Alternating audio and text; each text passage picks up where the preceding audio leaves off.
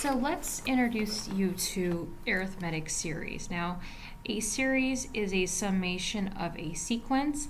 I like to think of the series as kind of a World Series. What matters in the baseball World Series is the tallying up and the score of the games, whereas the games itself fall into a sequence of plays. So the series is the tallying or summation of that. Sometimes students when I first started learning about this, I got confused between sequence and series. There were just a lot of S's. Okay, well, in 1777, Carl Gauss was born, and when he was a young boy, he was a child prodigy.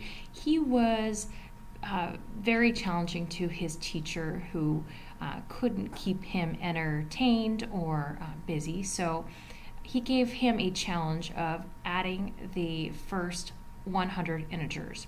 And in less than a minute, Gauss was able to solve this very quick. And if we were to go on, and if I were to ask you the same thing, you would probably go ahead and you would probably start adding up all of these numbers together. But there is another method that we like to call the rainbow method, where we can look at the pattern of the summation of numbers. So if I were to add 1 and 100, my sum is 101. Aha, but if we look at the sum between 2 and 99, that is also 101. And if I keep going in, we will find as our lower end increases and our upper end decreases, we still end up with a sum of 101. Now, if our sum of the pairs is 101, and we have 50 pairs because 100 divided by 2 is 50, we end up with our summation as 5,050. And that is a very fast way to compute this. Let's look at another example between the integers of 1 to 40. If we were to do the same thing to find the sum, we would take the first term and the last. So we have 41. And then we can take the second inward. So that summation is also 41. And we can keep on going until we reach the middle. Now, once we reach the middle, we have to think about, okay, well, how many pairs did we really have? Well, 40 divided by 2 is 20 times 41. So punching that into my calculator. Our summation of this sequence is 820. Now, arithmetic series is a sum of a sequence. We will be evaluating finite series, where we find the sum of the first n terms of an arithmetic sequence. We'll also go down a little bit to talk about partial sums and of an infinite sequence. And this is where our sigma notation comes back. At our lower bound, we have our I equals 1, and our upper bound, we have it capped at n. And this notation is just simply defining, well, we are adding all of these terms. We probably have a general term notation there. And we could go ahead and calculate all of these, but that doesn't get us anywhere computationally. So we can denote this as S sub n, where this means the sum of the first n terms, and it's given by the same exact formula that Gauss had defined. We have our first term added to the last term, where n is the last cap there, and we multiply it by the number of terms divided by 2. A sub n is the first term, a sub 1 is the first term, and a sub n is the nth term. So in this short video today, our objectives are to find the sum of a finite arithmetic sequence and find the partial sum of an infinite arithmetic sequence. So when we find the sum of a finite arithmetic sequence, we have a list of finite terms. We don't have ellipses at the end here, so it does not go to infinity. This is a finite sequence. And we are going to use the same method as Gauss, and this is something you need to memorize, where we have the term over 2 and multiply it by the first and the last terms. In this case, we have 10 terms, so we have S sub 10, or summation of the n terms, is 10 over 2 times 1 plus 19, which is 20 times 10 divided by 2, and our summation is 100. I would like for you to try the got it question example 3 and example 4. Go ahead and pause your video and quickly crank those numbers out, and then we're going to evaluate some more series.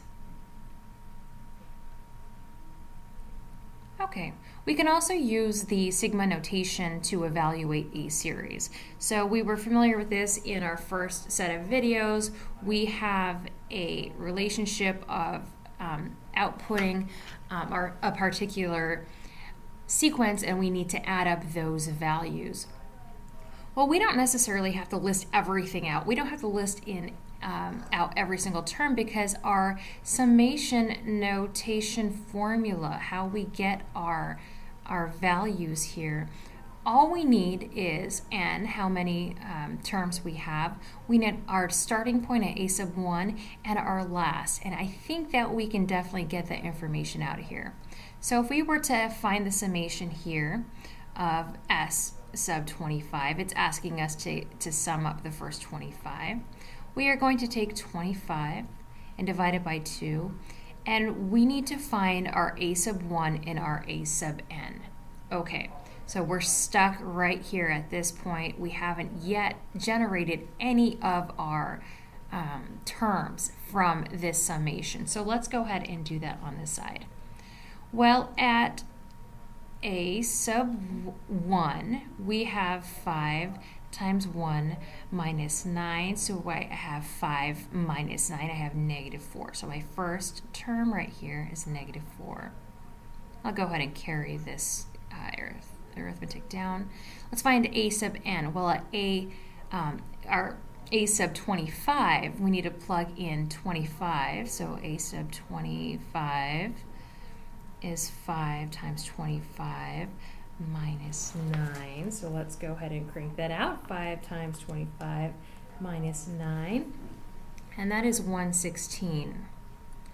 So if we can go ahead and do the math there, I have 116 minus 4 times 25 and dividing it by 2. My answer is 1400. Our summation for the first 25 terms of this arithmetic sequence defined here from 1 to 25, the whole summation of all 25 terms is 1400.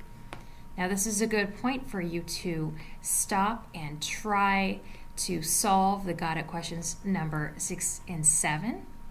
And I'll go ahead and move on to example 8.